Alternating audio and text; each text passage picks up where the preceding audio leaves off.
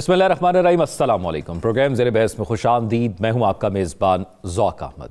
नाज़रीन, पाकिस्तान के अंदर इस वक्त पाकिस्तान तहरीक इंसाफ और हुकूमत के दरमियान जो मुज़ाकरात चल रहे हैं, तमाम नज़रें उस पर हैं। आज की इस प्रोग्राम में हम बात करेंगे अभी तक क्या हो चुका है और क्या हो सकता है। अब तक के जो मुज़ाकरात में हमें यह नज़र आ रहा है और जो बयानात पाकिस्तान तहरीक इंसाफ के हवाले से हैं, जो उनकी हुकूमत के साथ मीटिंग्स हो रही हैं या बैकडोर राब्ते हो रहे हैं, उससे यह मालूम हो रहा है कि पाकिस्तान तहरीक इंसाफ के पास 3 दरवाजे हैं। एक दरवाज़ा इस्टेब्लिशमेंट का जिसको वो खटका रहे हैं, दूसरा हुकूमत का जिसको वो खटखटा रहे हैं, और तीसरा फिर यूएसए यानी डोनाल्ड ट्रंप जो कल आने वाले हैं, अपना हलफ उठाने वाले हैं। कुछ उम्मीदें कुछ पाकिस्तान तहरीक इंसाफ के रहनुमाओं को वहां से भी हैं। राना सनाउल्लाह साहब खुद कह चुके हैं कि इमरान खान वजीर आजम रह चुके हैं, उनको पता है कि कितने इख्तियारात होते हैं हुकूमत के पास। तो जब हुकूमत खुद इस तरह के बयानात देगी और बताएगी मुज़ाकरात करने वालों को जो उनके साथ टेबल पर बैठे हैं कि आप हमारे साथ आएँ, मुज़ाकरात करें, लेकिन हमसे उम्मीद ना रखिएगा क्योंकि हमारे पास इख्तियार नहीं है, तो वो जो मुज़ाकरात करने आया है वो भी फिर तमाम रास्ते इस्तेमाल करेगा अगर वो कुछ हासिल करना चाहता है। इरफान सिद्दीकी साहब का बयान कल से बहुत ज़्यादा डिस्कस हो रहा है और अब सोशल मीडिया पर भी ये जो है वो बयानबाजी का सिलसिला बड़ा तेज़ हो गया है। इरफान सिद्दीकी साहब कह रहे हैं 2-2, 3-3 दरवाज़ों से आने की कोशिश ना करें, अगर आपका वो दरवाज़ा खुल गया है तो फिर आप ये मेहनत करना छोड़ दें। उनकी जान से ये भी कहा गया। क्यों?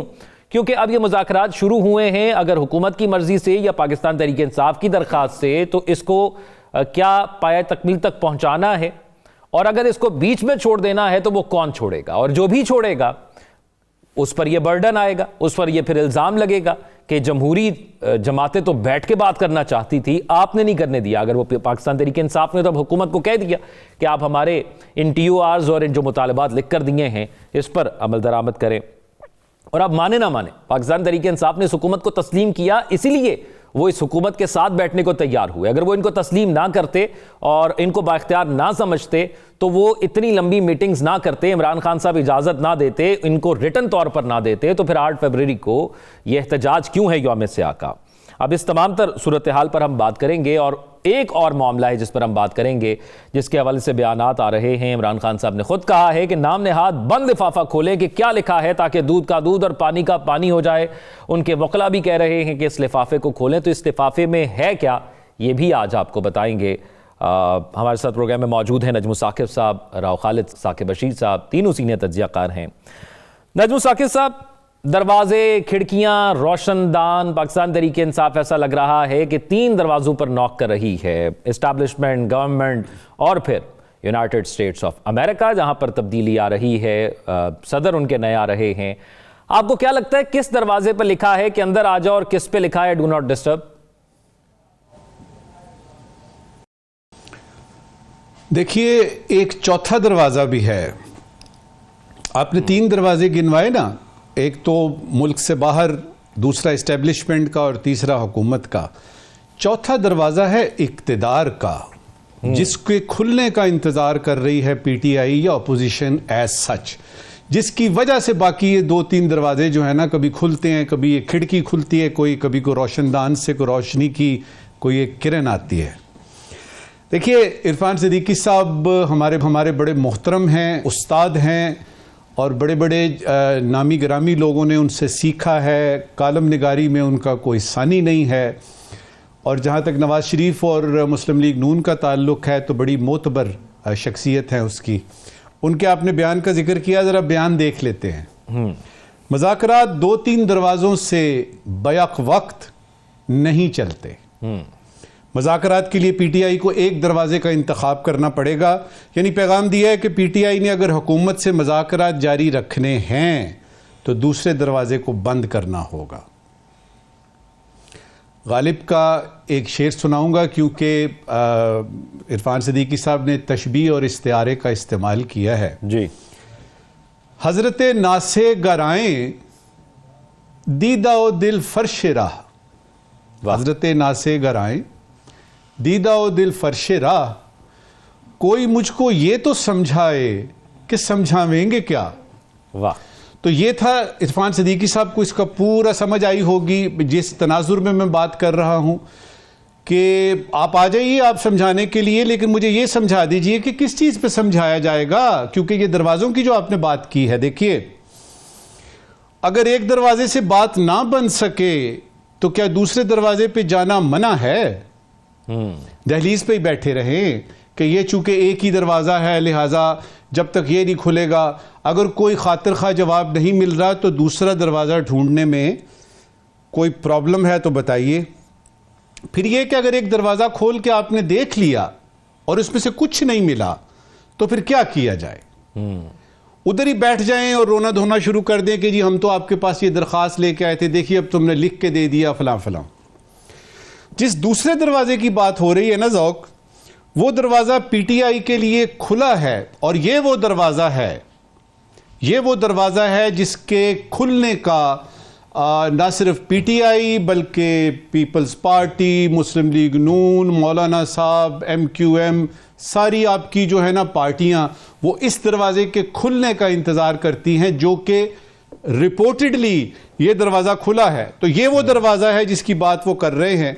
अच्छा, इसमें एक तो समझ आती है ना कि उन्होंने क्या कहा, उसमें पैगाम क्या है माफ़ी चाहता हूँ, उसमें पैगाम क्या है वो भी अभी बताते हैं।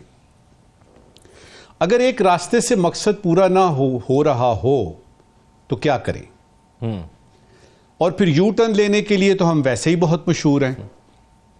और फिर यह है कि हम तो हमारे सामने चूंकि वो चौथा दरवाजा है, हमने किसी तरीके से इक्तदार में वापस आना है, उस दरवाजे को खोलना है, लिहाजा उसके लिए कोई खिड़की खोलनी पड़ती है, कोई दरवाजा खोलना पड़ता है, कोई रोशनदान बनाना पड़ता है, तो वो तो हम बनाएंगे।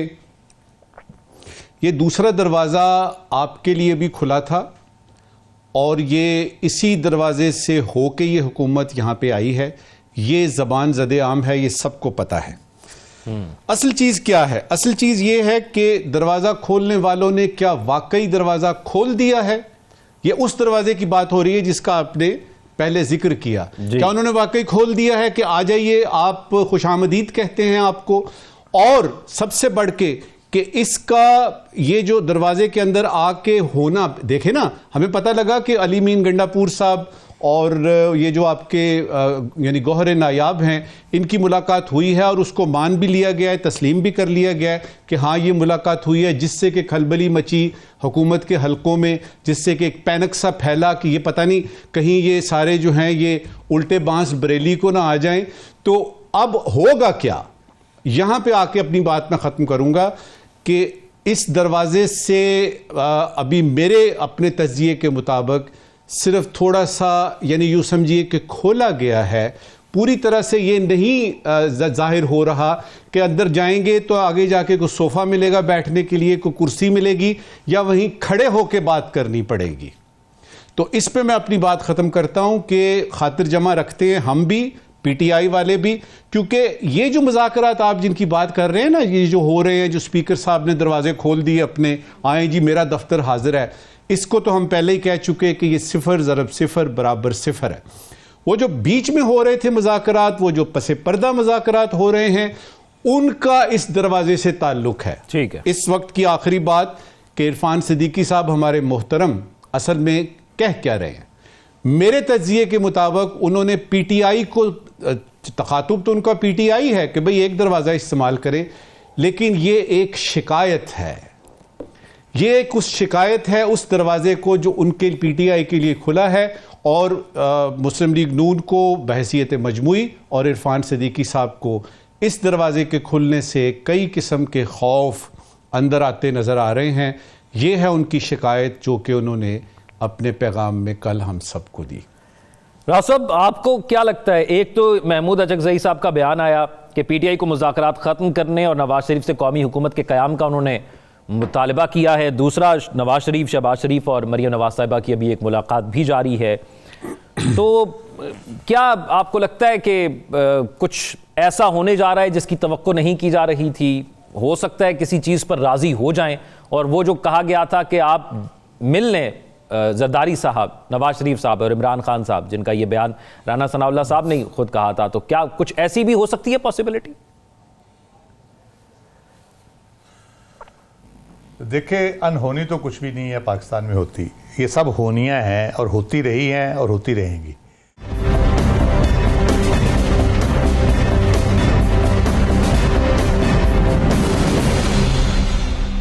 पाकिस्तान में जो निज़ाम है सारा हुक्मरानी का, उसमें जो भी दरवाजे हैं खुले हैं या बंद हैं, वो सारे स्टेक होल्डर्स उस पूरे हुक्मरानी के निज़ाम का हिस्सा हैं, वो किसी और निज़ाम का हिस्सा नहीं है। भले उसमें अदलिया हो, एस्टेब्लिशमेंट हो, हुकूमत हो, सियासतदान हो, इवन आपकी एग्जीक्यूटिव जो एडमिनिस्ट्रेशन है वो भी उसका हिस्सा है। तो इसलिए ये कोई अनहोनी बात नहीं होती। पाकिस्तान में ये होता रहा है, जब से पाकिस्तान बना उस वक्त से ये सारी चीज़ें चल रही हैं और ये होता रहेगा।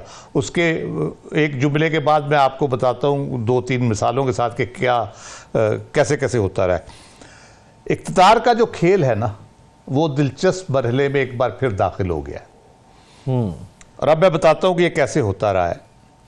जिस वक्त 2002 के इलेक्शन हुए, जनरल मुशर्रफ थे, people's party second largest party थी क्यू के बाद, तो उसको ऑफ़र की गई अमीन फ़हीम साहब को, और मुशर्रफ साहब ने डायरेक्ट अमीन फ़हीम साहब से बात करके ऑफ़र की, और उस वक्त भी उनके बेनज़ीर भुट्टो से राब्ते थे, जबकि पूरी तरह एक मुखालफत में पार्टियां चल रही थी।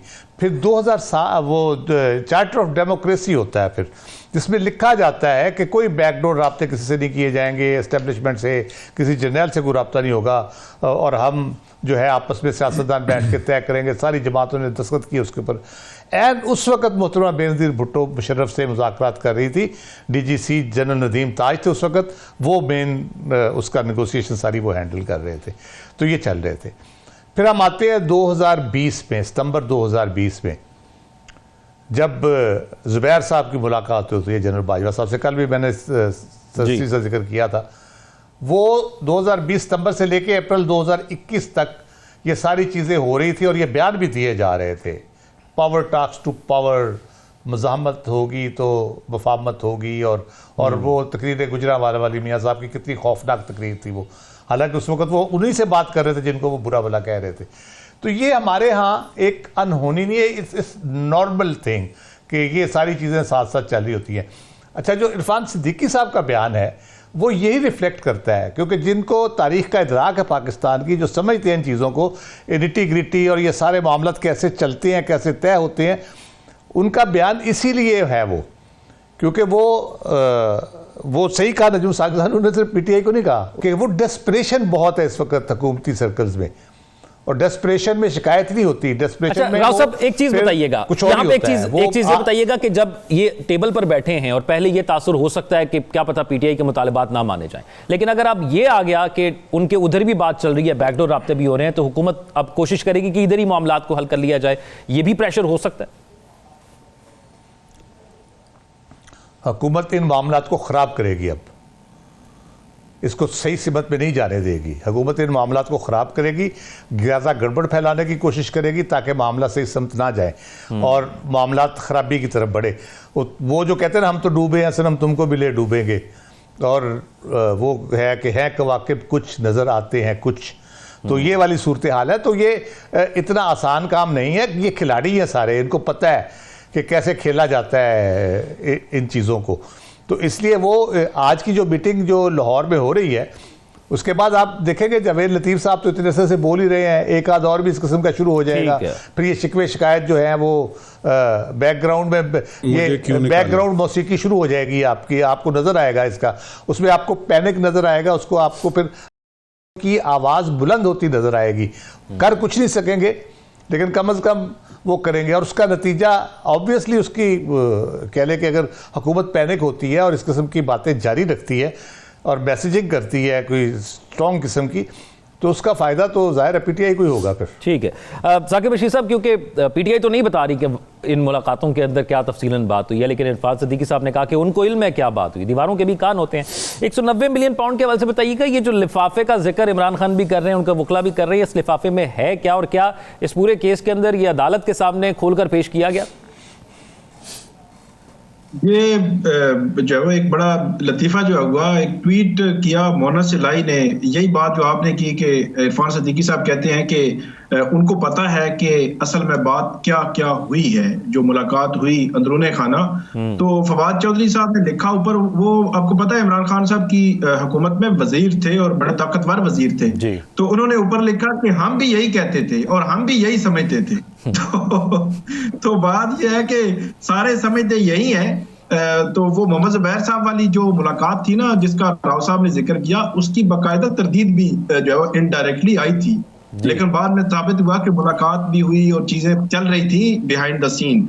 और बिहाइंड द सीन जो चीजें चल रही होती हैं वो हमेशा से बिहाइंड द सीन ही रहती हैं, वो सीन पे कभी भी नहीं आती। उसके असरात आहिस्ता आहिस्ता जो है वो आना शुरू हो जाते हैं गैर महसूस तरीके से, और कभी भी उनका ऐलान नहीं किया जाता, कभी भी अनाउंस नहीं किया जाता, और फ्रंट फुट पे सारी जो है वो बमबारी एक दूसरे पे चल रही होती है। तो इसलिए जो बिहाइंड द सीन है वो बिहाइंड द सीन ही है। अभी जो मुज़ाकरात हो रहे हैं बज़ाहिर, इसमें मुझे चीजें आगे बढ़ती नजर नहीं आ रही। आज मुस्लिम लीग नून के अंदरूनी हलकों से ये खबर आई है कि जो पीटीआई ने मुज़ाकरा, वो जो 7 दिन में हुकूमती मुज़ाकराती कमेटी ने जवाब देना है, तो वो कहते हैं जो आपने लिख कर दिए हैं ना मुतालबात, उनमें तो आपने टीओआर भी डाल दिए हैं। तो टीओआर आपने कैसे डाल दिए हैं? मतलब पीटीआई वाले भी बड़े तेज निकले ना, उन्होंने पूरा लिख दिया कि इस पे भी आप कर दें, इस पे भी कर दें। मतलब 9 मई के हवाले से उन्होंने इमरान खान की गिरफ्तारी कैसे हुई, कैसे लोग पहुंचे, रोका नहीं गया, और ये वो सारी चीजें उसमें डाल दी अलग अलग पॉइंट्स बना के। तो वो कह रहे हैं कि ये तो मुतालबा आपका कमीशन बनना है या नहीं बनना, पहले तो मुतालबा आपका अगर माना जाए तो उसके बाद बात आएगी टीओआर पे। तो उस टीओआर पे भी हमारी बातचीत होगी कि कौन से टीओआर होने चाहिए और कौन से नहीं होने चाहिए, और दोनों साइड्स को सुना जाएगा।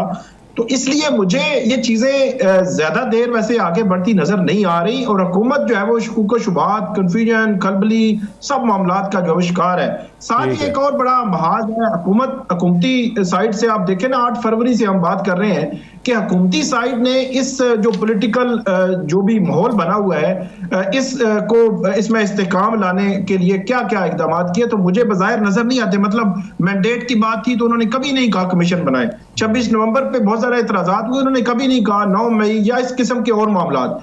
अब जो है वो एक और बड़ा चैलेंज है, 26 जनवरी को चीफ इलेक्शन कमिश्नर और बाकी जो लोग हैं वो जो मेंबरान है वो रिटायर होने हैं, और इस वक्त जब हम बात कर रहे हैं तो 19 जनवरी है, 7 दिन रह गए हैं, हुकूमत ने प्रोसेस ही शुरू नहीं किया।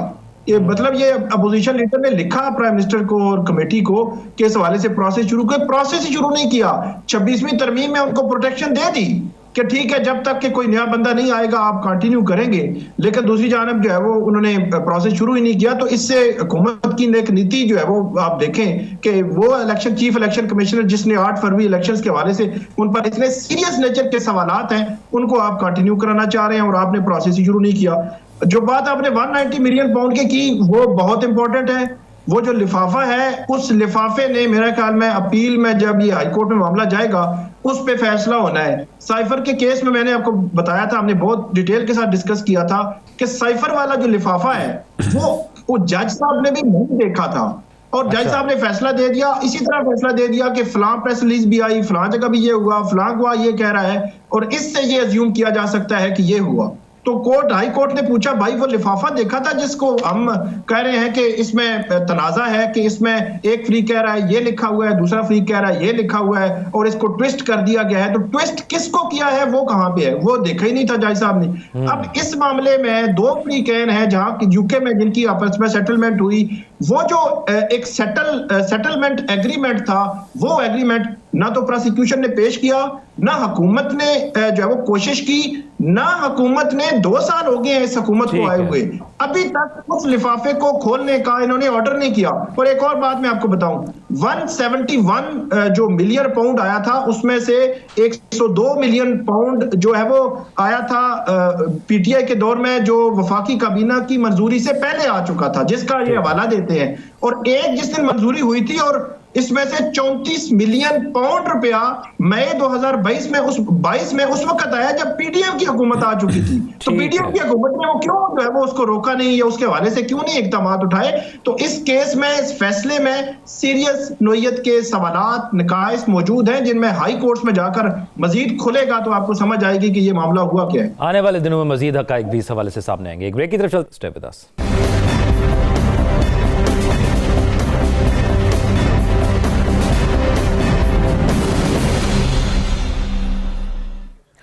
ब्रेक के बाद खुशामदीद नाज़रीन। जिस दिन का इंतज़ार था कि पूरी दुनिया के अंदर शायद सियासत और मामलात को तब्दीली मिल जाए, वो कल का दिन है। डोनाल्ड ट्रंप अमेरिका जो कि सुपर पावर है उसके नए सदर का हलफ लेंगे और दूसरी उनकी दौरे सदारत होगी।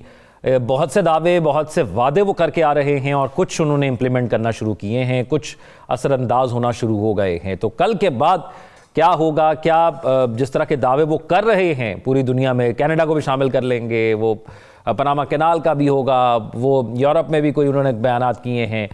एक तो वो मामला है, दूसरा पाकिस्तान को बहुत सी उम्मीदें जो हैं क्या वो भी हो सकती हैं, पाए तकमील तक जा सकती हैं, क्योंकि मुझे याद है बराक ओबामा जब आए थे तो बहुत सी उम्मीदें हमने लगाई थी, ख़ासतौर पर मुस्लिम ममालिक ने, और हमने कि ये हो जाएगा वो हो जाएगा, कुछ भी नहीं हुआ। पिछला टेन्योर भी डोनाल्ड ट्रंप का कुछ ख़ास पाकिस्तान के साथ ताल्लुकात में नहीं गुजरा, और ये उन्होंने ज़रूर कहा था कि कश्मीर में वो सालिसी कर देंगे अगर चाहें दोनों फरीकैन, पाकिस्तान और इंडिया, इमरान खान से मुलाकात के वक्त। तो इस टेन्योर में क्या होगा, कोई सियासी तब्दीली पाकिस्तान में आ सकती है, दुनिया में क्या तब्दीली आ सकती है, इस पर बात कर लेते हैं। राव साहब, डोनाल्ड ट्रंप वापस आ रहे हैं और जिस तरीके से वो वापस आ रहे हैं इक़्तिदार के अंदर हलफ उठाने जा रहे हैं, वो बड़ा ड्रामाई किस्म का तरीकाकार है। उन पर केसेस थे, फ़र्द जुर्म आयद हुई, जुर्म आयद हुआ, इस्तिस्ना हासिल हुआ, मुजरिम करार पाए और वो हलफ उठाने जा रहे हैं। फिर परचम सरनगू रहेगा क्योंकि एक साबिक सदर वो दुनिया से चले गए, तो उनकी वजह से सोग मनाया जा रहा है। कैसे देख रहे हैं आप इस वापसी को? देखिए, बड़ी कह ले कि वो टार्जन की वापसी टाइप चीज़ लग रही है, जिस तरह के बयानात उनके आए हैं और वो सारे मामला जिस तरह से वो बयान कर रहे हैं, जो एजेंडा वो लेके आ रहे हैं, जो उन्होंने अपना पिछले टेन्योर में करने की कोशिश की, जिसमें इमिग्रेशन के हवाले से ख़ास तौर पे मैक्सिको की वॉल बनाने की कोशिश थी, बाकी चीज़ें थी सारी। और उसके बाद उन्होंने जो उसके बाद जो उनके साथ जो कुछ हुआ, उसके बाद उन्होंने जो डीप स्टेट को चैलेंज किया और उसके चैलेंज के बावजूद वो जीते। जो नॉर्मली चैलेंजेस बहुत से हैं, गज़ा और यूक्रेन वॉर है, गज़ा की कह ले कि पीस सीज़ फायर आज से इम्प्लीमेंट हो गया और उसके आगे वो चल पड़े। यूक्रेन वाली वार उन्होंने कहा 24 घंटे में ख़त्म कर दूंगा। मैं ज़ेलेंस्की को भी जानता हूँ, पुतिन को भी जानता हूँ, तो मैं अगर सदर होता तो ये जंग शुरू ही ना होती। तो इस किस्म की उन्होंने बात की। एक तो ये उनको खुद अपना जो चैलेंज उनके सामने है, अगर इस वो जंग को बंद करते हैं तो नेटो के साथ उनके मामला बड़े गड़बड़ चल रहे थे पहले टेन्योर में भी, तो नेटो को बड़ा सेटबैक है ये अगर ये चीज़ें होती है तो नेटो के साथ तो उसके यूरोप के साथ और सारे मामला मज़ीद ख़राब होंगे और वो वैसे ही चिढ़ते हैं इस चीज़ से। अभी यूके ने एक एम्बेसडर नॉमिनेट किया जो ईयू में रहे हैं, तो वो उसको लेने से इनकारी हैं कि नहीं ये ईयू में काम करता रहे, तो इसके ख्यालात जो है ना वो ज़रा यूरोपीय यूनियन टाइप हैं, तो हम इसको एक्सेप्ट नहीं करेंगे एज एम्बेसडर यूके के। तो वो इस किस्म की उनकी चीज़ें हैं। फॉरेन पॉलिसी चैलेंजेस जो कह लें आप, जिसको नो न्यू वॉर्स उनका एक जो स्लोगन है कि करेंगे। अच्छा, डोमेस्टिकली उन्होंने मेक अमेरिका ग्रेट अगेन, मागा जो इसको वो कहते हैं, तो उसमें वो फिर अपनी लोकल इंडस्ट्री को फ़रोग देने के लिए उसमें एनवायरनमेंट के इश्यूज़ भी आते हैं और चीज़ें भी आती हैं, वो उनके चैलेंजेस बाहर मौजूद हैं। वो जब लोकल इंडस्ट्री की बात करते हैं, टेररिस्ट की बात करते हैं, तो वो फिर ट्रेड वॉर जो है चाइना के साथ वो उनकी आती है। उसमें हमने एक दफ़ा डिस्कस किया था यूएस की 2024 की जो रिपोर्ट थी, कांग्रेशनल जो उनका एक होता है एक कह लें कमेटी थी, उसने किया था पूरे रिपोर्ट, बड़ी लंबी चौड़ी रिपोर्ट है। उसमें उन्होंने बड़ी मेन ऑब्जर्वेशन की ये थी कि चाइना हमसे बहुत आगे निकल चुका है, हमें जो फंडिंग चाहिए उसको compete करने के लिए स्टेट लेवल पे, वो जो कोल्ड वॉर के टाइम पे हम जिस तरह से इन्वेस्ट करते थे एसेट्स में, चीज़ों में, डेवलपमेंट में, रिसर्च में, उस किस्म की चाहिए, तब हम अगले 50 साल में चाइना को जाके compete कर पाएंगे, वरना हम बहुत पीछे रह जाएंगे। हमारे लिए बहुत बड़ा चैलेंज है। ये चैलेंज बाहर अपनी जगह मौजूद है। साथ ही उन्होंने कनाडा को चैलेंज किया है, 25% फ्लैट टैरिफ लगाने की बात की है, तो कनाडा ने तो आगे से कल जवाब दे दिया है। उन्होंने कहा जी 3 स्टेज हमने अपनी स्ट्रेटजी बना ली है, जिसमें हम उन चीज़ों के बारे में जो हम भेजते हैं अमेरिका को, और जो रिपब्लिकन ने सीटें जिस स्टेट से विन की हैं और ऐसी स्विंग स्टेट्स जिन्होंने ट्रंप को वोट दिया है, वहाँ पे हम पॉलिटिकल इम्पैक्ट क्रिएट करेंगे ताकि इसके वोटर ख़राब हों और चीज़ों को करें। तो बहरहाल काफ़ी सीरियस किस्म के उनके चैलेंज है। जहाँ तक पाकिस्तान की बात है, तो उसमें मुझे जो कंसर्न लगता है वो है अफगानिस्तान के हवाले से जो उन्होंने बात की, विड्रॉल इनखला के हवाले से, तो उसमें है। तो मैंने पहले भी कहा था कि हमें वो अपने उसमें फेवरेबल तरीके से देखते हैं उस सारे एम्बेरसमेंट जिसको वो कहते हैं इनखला को जी, या हमें दूसरी तरफ देखते हैं अपने उन लोगों की तरफ जिन्होंने इनखला वो किया और एम्बेरसमेंट क्रिएट की। तो वो हमारे लिए चैलेंज होगा। बाकी पॉलिटिकल साइड पे चलती रहती हैं चीज़ें। हमारे रिलेशनशिप जो है अमेरिका वगैरह के स्टेट्स के रिलेशनशिप, नजम साहब से बता चुके हैं, इंटरेस्ट बेस्ड होते हैं। उनका जब इंटरेस्ट होगा तो हम उनकी आंखों के तारे होंगे, फ्रंट लाइन स्टेट होंगे। जब नहीं होगा तो हमारी तरफ मुड़ के देखते भी नहीं, पीट करके बैठ जाती हैं, तो पूछते भी नहीं कि आप कौन है और क्या करते हैं क्या नहीं करते। ये है एक सबसे इंटरेस्टिंग काम जो हुआ है वो, जिससे मुझे लगा कि वहाँ शायद शहबाज शरीफ साहब बाइडन नहीं थे, शहबाज शरीफ साहब वहाँ पे सदर थे, कि उनके रिपब्लिकन स्पीकर ने एक कह लें कि बड़ा अजीबोगरीब सा इंकशाफ किया माइक जॉनसन ने। उसने कहा कि जी जब यूक्रेन वार शुरू हुई तो अमेरिका ने LNG एक्सपोर्ट यूरोप को बंद कर दी। तो मैं बड़ी मुश्किल से सदर से टाइम लेके बिला पब्लिकली अनाउंस करके, कोई मिल नहीं रहे थे, मैंने पब्लिक में मीडिया पे जाके शोर वोर डाला, तो फिर उन्होंने मुझे बुला लिया। जब मैं गया तो वहाँ सारे CIA के डायरेक्टर, डिप्टी नायब सदर और पता नहीं क्या क्या लोग बैठे थे। तो मैंने उनको कहा कि जी मैंने अलहदा बात करनी है। तो फिर बड़ी मुश्किल से मुझे टाइम मिला, तो मैंने उन्हें कहा ये LNG एक्सपोर्ट क्यों बंद किया आपने? उसने कहा मैंने तो नहीं की। उसने कहा आपने साइन किया है। उसने कहा नहीं वो तो हम उसको कोई करना था, रेगुलराइज या टैरिफ का कोई इशू था। उसने कहा सदर साहब ये ऑर्डर है, अपना प्रिंट मंगवाएं और ये आपने साइन किए हो कि LNG एक्सपोर्ट नहीं होगी आज से। तो वो सर पकड़ के सदर बैठ गया, कहता ये तो मुझे पता ही नहीं। तो इस किस्म की अगर हुकूमत वहाँ भी ऐसे ही चलती है तो मुझे इतना ज़्यादा खतरनाक नहीं लगता। ट्रंप का दौर भी, हाँ वो भी हमारी तरह की लोग हैं, फिर इसका मतलब तो यही साबित होता है। ये उनका दूसरा टेन्योर है और इसके बाद वो दोबारा सदर भी नहीं बन सकते जो अमेरिकन कानून हैं उनके मुताबिक। तो तारीख कैसे उनको याद रखेगी ये बड़ा डिपेंड करता है, और ये शायद उनके जहन में भी हो। साकिब बशीर साहब, मुख्तसरन आपसे ये जानना चाहूँगा, जा कौन कौन रहा है पाकिस्तान से अलग-बरदारी में? एक तो बिलावल भुट्टो जरदारी, उनके हवाले से सुना है अभी तक ऑफिशियली, क्योंकि पीपल्स पार्टी ने भी अनाउंस नहीं किया, खबरें बहरहाल आई कि उनके जो वो लिया गया है। अब वो ऑफिशियली आया नहीं, जो फॉरेन ऑफिस है उन्होंने भी कहा कि फॉरेन ऑफिस के जरिए नहीं आया, तो इट मीन कि वो जो परचेज करते हैं वहां पे वो उन्होंने यकीनी तौर पर किया होगा। कुछ और एक दो शख्सियात भी हैं, अहम जो हुकूमती शख्सियात हैं, उनके हवाले से भी खबर है कि वो जा रहे हैं, लेकिन प्रॉपर दावतनामा नहीं है। वो जो परचेजिंग वाला ऑनलाइन आप परचेज कर सकते हैं वही है कि वहां आप जा सकते हैं और वहां जाकर यकीनी तौर पर वो कोई ऐसा माहौल जो बनाने की कोशिश करेंगे कि ट्रंप इंतजामिया की कुर्बत हासिल की जाए। क्योंकि जो PTI की जानिब से वहां पे लॉबिंग की गई, उन्होंने जो ट्रंप की जो इलेक्शन कैंपेन थी उसमें बहुत बढ़ चढ़ कर हिस्सा लिया, उसको फुल फ्लेज सपोर्ट किया, उनकी तंजीमों ने सपोर्ट किया और उनसे वो ये वादे लेते रहे जो बातें होती हैं। अभी भी वहां पे आतिफ खान है और दूसरे तीसरे कोई लोग हैं वहां पे इनके बड़े एक्टिव PTI के, वो अभी भी आज ही मैं एक इंटरव्यू देख रहा था, अभी भी वो कह रहे हैं कि ट्रंप इंतजामिया ने हमें बारहा ये यकीन दहानी कराई है कि हम ये करेंगे। तो ये आप देख लें कि 2000 में नवाज शरीफ साहब थे, तब बिल क्लिंटन थे, 2007 में बेनजीर भुट्टो, उसके हवाले से भी अमेरिका ने कहीं ना कहीं किरदार अदा किया वापसी उनके हवाले से। तो अब अगर किरदार अदा होगा जिसकी तवक्को PTI की वहां के लोग लगाए बैठे हैं कि हमने बहुत इन्वेस्ट किया और ये होगा, तो उसको काउंटर करने के लिए भी जो यहाँ से शख्सियात एक दो जा रही हैं, वो यकीनी तौर पर वहां कोई लॉबिंग, कोई चीजें जो है वो अपने ताल्लुकात बनाने या बढ़ाने की कोशिश भी होगी। ये भी खबर है कि वहां लॉबिंग फर्म हायर करने के हवाले से भी कोशिश हो रही है, क्योंकि शुरू में तवक्को नहीं थी कि शायद जो ट्रंप आ जाएगा, लेकिन ट्रंप आ गया तो अब उनको हैंडल करना है पाकिस्तान के तनाजुर में। फिर वो अमेरिका मैक्सिको उन्होंने सरहद पर बाढ़ या दीवार लगवाने के वाले से कहा था, उसको भी उस तरह वो बनी दीवार, उन्होंने कहा था कि पैसे भी मैक्सिको देगा, लेकिन दिए नहीं, इन्होंने खुद ही बनाई, लेकिन उस तरह बन भी नहीं सकी।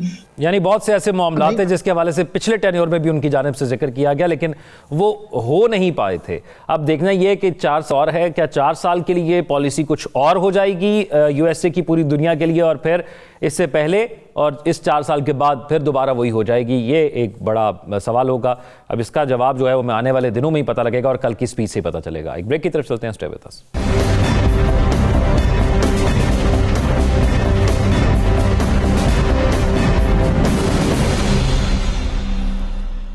ब्रेक के बाद खुशामदीद नाज़रीन। आज एक अच्छा दिन रहा गज़ा के लिए, फ़लस्तीन के लिए। मुआहिदा जो तय पाया था उस पर अमल दरामद शुरू हो गया है। 4 घंटे की ताख़ीर हुई, लेकिन उसके बाद ये शुरू हो गया, मरहलावार होगा। अब आज जो लोग अपने घरों को वापस गए होंगे, गज़ा अब वैसा नहीं रहा। इसको सदियाँ लग जाएंगी। जैसा गज़ा आज से 15 महीने पहले था, दोबारा वैसा इंफ्रास्ट्रक्चर और सब कुछ बनने में। नजमुल साकिब साहब, ये 15 महीने में बहुत कुछ देखा गज़ा में, उन लोगों ने, शहादतें हुई, इंफ्रास्ट्रक्चर तबाह हो गया।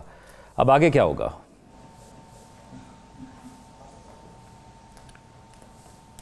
7 अक्टूबर 2023 को ये सारा ड्रामा शुरू होता है और आज हो गई है 19 जनवरी 2025। देखिए, हमास और इज़राइल की ये जंग थी, ये इज़राइल और अरब की जंग नहीं थी।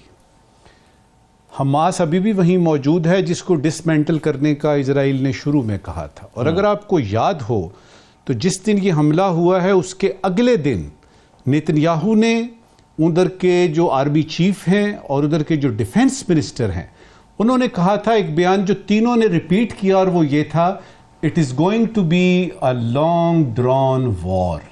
ये जंग अब लंबी चलेगी। अच्छा, मैं हैरान होता हूं कि अगर ये 46,000 लोग मार के और कुछ अपने भी मरवा के और आपने सिर्फ इन कैदियों की लिस्टों पे बात थी, तो ये सारी खखेड़ करने की जरूरत क्या थी?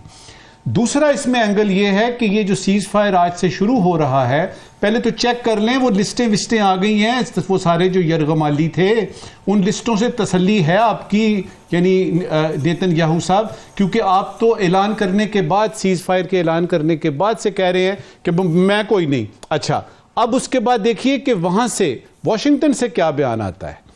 इस वक्त जो आज सदर हैं और जो कल सदर बन रहे हैं, दोनों सदूर ने यह कहा है कि इजराइल को जंग में वापस आने का हक है। अब मुझे यह बता दीजिएगा कि इजराइल को अगर जंग में, जो कि हमास और इसकी और वो सारे हिसाब किताब, वापस आने का हक है, तो ये सीज फायर आप कोई कह सकते हैं कि 2 दिन चलेगा या 2 साल चलेगा? ये सारी की सारी मर्जी शुरू से ही इजराइल की थी। इस पूरे 15 महीने में भी इजराइल की मर्जी रही और आइंदा भी ऐसा ही लग रहा है, क्योंकि छतरी जो है वो अमेरिका की है। बज़ाहिर इजराइल के सारे मकासद इस वक्त तक के लिए पूरे हो गए हैं। अब हम इंतजार करते हैं कि इजराइल इस जंग में वापस कब आता है। मसाइल वहीं पे ही हैं, इजराइल मजबूत हो गया है। राज साहब, आपको भी यही लगता है कि इस्राइल ने बहुत ज़्यादा गेन किया है इसके अंदर और गज़ा और हमास ने बहुत ज़्यादा लूज़ किया है, या गज़ा ने जो मुज़ाहमत की है उसमें वो कामयाब हुए हैं और उनको बैकफुट पर करने में कामयाब हुए हैं? देखिए, नो डाउट मुज़ाहमत तो थी और उसी वजह से तो लॉन्ग ड्रॉन वॉर हुई है और इस्राइल दावे करता है कि हमने उसको कमज़ोर कर दिया है। लेकिन ये देखिए, ये हम कई दफ़ा बात कर चुके हैं, हम कश्मीर की बात करें, हम फ़लस्तीन की बात करें, नज़रिए जो होते हैं ना वो इस तरह ख़त्म नहीं होते ना, मरते हैं लोगों के। ज़ाहिर है उन्होंने अपने कुर्बानियाँ दी हैं कश्मीर में भी और इधर भी, तो ये नज़रिए इस तरह से ख़त्म नहीं होते ना, मरते हैं। ये अपना मंतकी अंजाम पे चीज़ों को पहुँचाती हैं, ये चीज़ें, ये कुर्बानियाँ रायगा नहीं जाती। तो उसमें गेन या ज़ाया होने का सवाल पैदा नहीं होता। मसला ये है कि ये सूरत हाल क्या दोबारा पैदा होगी? अगर तो फौरी तौर पे 2 स्टेट के सलूशन पे चले जाते हैं और जितनी जल्दी होता है उस पर पहुँच जाते हैं और उसको इम्प्लीमेंट कर देते हैं, तो फिर तो ये सूरत हाल दोबारा पैदा नहीं होगी। बहुत तगड़े मुल्क बैठे हैं इस खित्ते में, जो एनर्जी डिपॉजिट्स हैं जिनके पास बहुत बड़े बड़े और इन्फ्लुएंस बहुत बड़ा है। एक पूरी मुस्लिम कम्युनिटी है, अगरचे उन्होंने कोई मदद नहीं की फ़लस्तीनियों की, लेकिन स्टिल जब वो अपने पे देखेंगे कि मसला हो गया तो फिर यकीन वो भी रिटेलिएट करेंगे। तो वो उस थ्रेट को भी ये 2 स्टेट सलूशन ही कम कर सकता है इसराइल के लिए। वरना अगर वो मुल्क हाथ जोड़ लें, इकट्ठे हो जाएं, तो इसराइल की जुर्रत क्या कि वो सांस भी ऊंची ले सके वो वहाँ पे बैठ के। तो मसला यही है बुनियादी तौर पे कि ये चीज़ें जब तक सलूशन की तरफ जल्दी से नहीं जाएंगी मसला होगा। जहाँ तक उनकी सूरत हाल की बात है, ओवरऑल 737 फ़लस्तीनियों की फहरिस्त जो है वो इसराइल ने शेयर कर दी है, जिनको वो रिहा करेंगे उनके बदले में।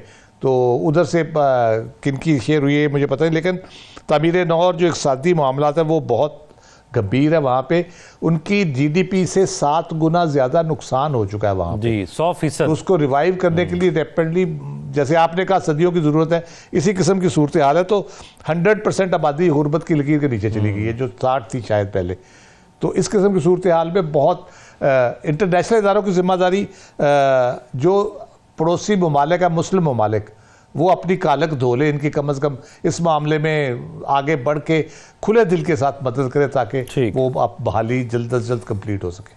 मैं नजमुल साकिब साहब एक सवाल जानना चाहूँगा मुख्तसर टाइम में ये जवाब हो जाए। ये जो खदशा था कि 6-7 ममालिक इसराइल को तस्लीम करने जा रहे हैं मुस्लिम ममालिक, ये खदशा अब भी बरकरार है? अब्राहम अकॉर्ड 1 तो हो गया, जिसके तहत कि बहुत सारे लोगों ने, जिसमें यूएई वगैरह शामिल हैं, उन्होंने उनमें नाम लिखा लिया।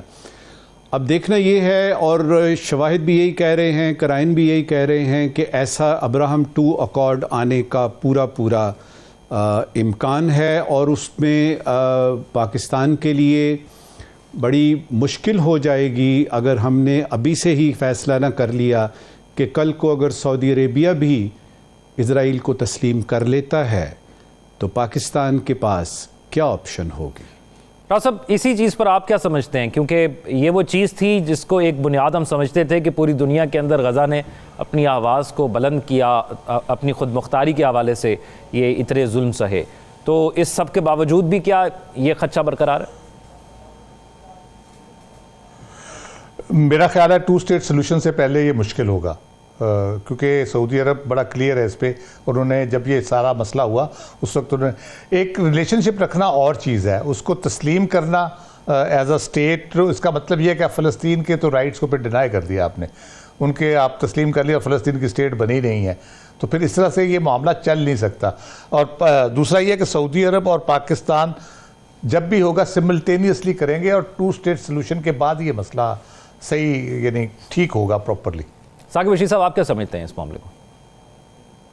मेरा ख्याल है कि इसके हवाले से कोशिश तो बहुत हो रही है। आपको पता होगा कि सदर ट्रंप के दौर में ही पहले भी ये हुआ था, जो यूएई, मोरक्को या ये जो ममालिक ने उसको तस्लीम किया, सफारती ताल्लुकात बनाए, तो ट्रंप दोबारा वो कोशिश कर सकते हैं और प्रेशराइज कर सकते हैं। जिस तरह ये मुआहदा करने में भी ट्रंप ने प्रेशराइज किया था कि 20 जनवरी से पहले ना हुआ तो मैं जो है वो देख लूंगा, तो उस आपने देखा कि वो हो गया, तो कुछ भी आप तो कर सकते हैं।